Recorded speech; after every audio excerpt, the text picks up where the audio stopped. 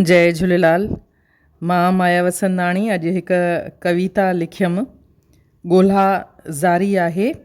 त इहा कविता माण्हुनि खे वणी त किन फ़ोन करे मूंखे वाधायूं ॾिनियूं, त कंहिं कमेंट्स कया ऐं कंहिं फरमाइश कई त इहे इन कविता जो हिकु वीडियो ठाहियो ऐं ग्रुप्स में असां शेयर कंदासीं। महिरबानी, तव्हां सभिनी जो एॾो प्यार मुहबत मिली आहे, महिरबानी।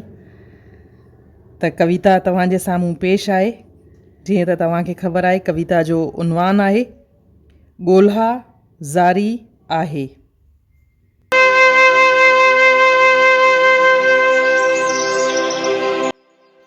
ॻोल्हा ज़ारी आहे। पापा, अहिड़े छोकिरे सां शादी कराइजो जेको वॾे शहर जो हुजे, छड़ो हुजे, बंगलो हुजेसि, कार त ज़रूरी, ऐं हा, वॾी दिलि जो हुजे। पापा, घर में नौकर चाकर हुजनि, नंढो परिवार हुजे। निणान न बाबा, निणान या त परिणियल हुजे या हुजे ई न।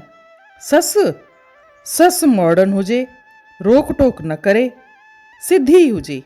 ऐं हा पापा, शादी खां पोइ मां देरि सां उथां, जिम वञा, किटी वञा, पार्लर वञा, आज़ादी हुजे।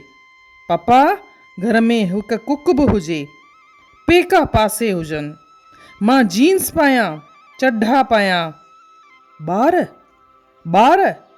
ॼणिया या न, कॾहिं, केतिरा, मां तय कंदसि। पापा, मां घर देरि सां अचां, दोस्त अचनि, मां दोस्तनि वटि वञा, फ़ोन ते ॻाल्हायां, केरु न पुछे न गछे।